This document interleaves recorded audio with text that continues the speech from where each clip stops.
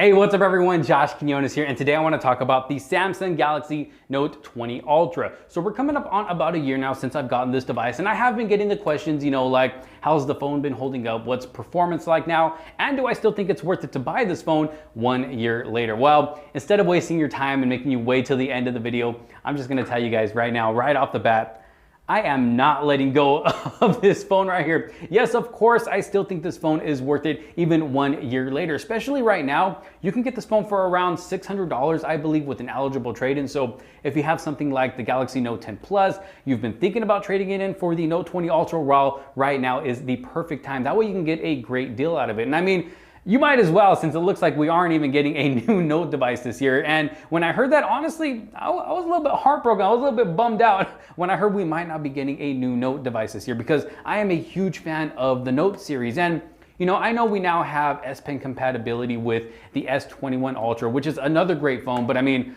honestly, there is nothing like a Galaxy Note device. But let's go ahead and go over what my experience has been like with this phone over this past year. So first off, in my opinion, this is still one of the best overall devices that you could get out on the market right now. Now, it's not a perfect phone because, I mean, you know what phone really is, but it is still a great all-around device. Now, when it comes to design, I mean, I don't think it looks outdated. Still has a nice sleek look to it with that nice matte frosted finish in the back that just looks great. It's held up great. I mean, yeah, me personally, I do use a case a lot as well as a screen protector, but there are those times where I do like to carry it around naked, and it's held up great. It is a little bit scuffed up here at the bottom left corner, but that's about it. The display is still looking great with its bright and vibrant colors. Watching content and playing games is still enjoyable as well. Now, we still don't have the option to be able to set the display at its max resolution while running that 120 hertz.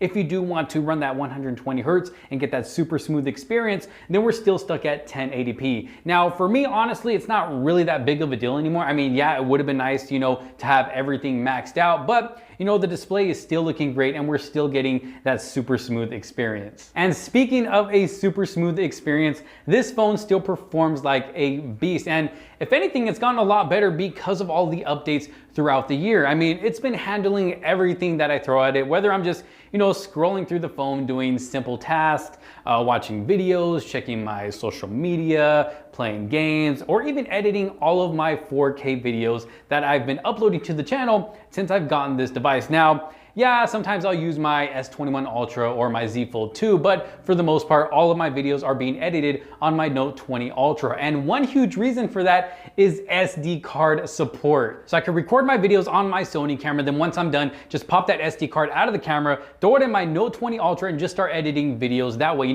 I don't have to worry about going out spending extra money just to buy an SD card reader to transfer the footage over to my Note device and then edit that way. Because I mean, I would love to edit videos on my Galaxy Z Fold 2 just because of that bigger display, but I mean, even that device has no SD card slot. So that is one big plus with the Galaxy Note 20 Ultra, is that SD card slot. And the only time I'm actually editing videos with my S21 Ultra or Z Fold 2 is when I actually, record the footage with those devices, or if my Note 20 Ultra is dying, I'll just use Nearby Share to transfer everything from my Note over to another device. So I'm really, really hoping that, Samsung doesn't ditch the SD card slot for the next Note device. Well, I mean, that's if we even possibly get one. Now, when it comes to battery life, this is the one thing that, hasn't improved or stayed the same. I mean, I wouldn't really expect it to, being a year later. It has decreased a bit, but not really that bad. I'm still making it, through the majority of my day with around 5 to 5.5 hours of screen on time. So say I take the phone off of the charger at around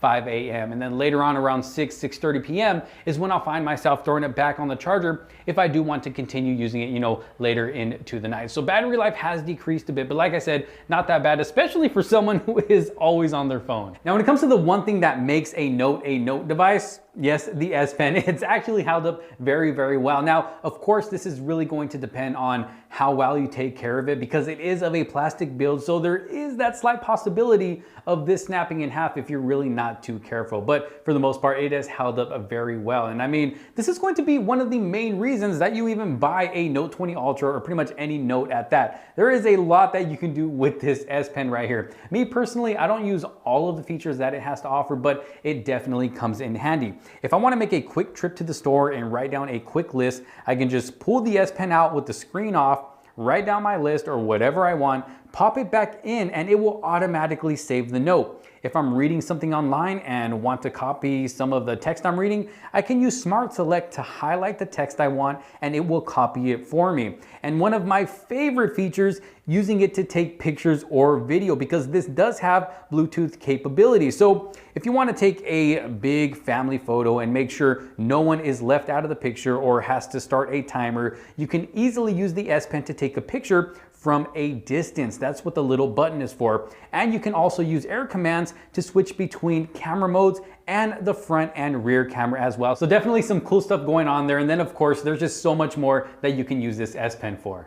Okay, so cameras. Now, like I mentioned earlier, there's been a lot of updates throughout the year, and those updates have also improved the cameras on this device. Now, it's not any major, over the top improvement. I mean, me personally, I already thought the cameras were great already as it is, but they have gotten a bit better when it comes to both pictures and video. Now, those updates also brought 4K 60 frames per second video recording with the selfie lens, and we also get a new video mode called dual recording, which allows us to use both the front and rear facing camera at the exact same time. It's actually pretty cool. And I can see a lot of content creators using this mode for those that do use their phone to create content, whether it's for TikTok, Instagram, YouTube. It's definitely a feature that can come in handy. So the cameras on this device are definitely still a big plus in my book. But overall, 1 year later, this device has been great. I have been enjoying the experience with this phone right here. I still use it almost every day. And I say almost because, throughout the year I am, reviewing other devices. So it's kind of hard to use this every single day, but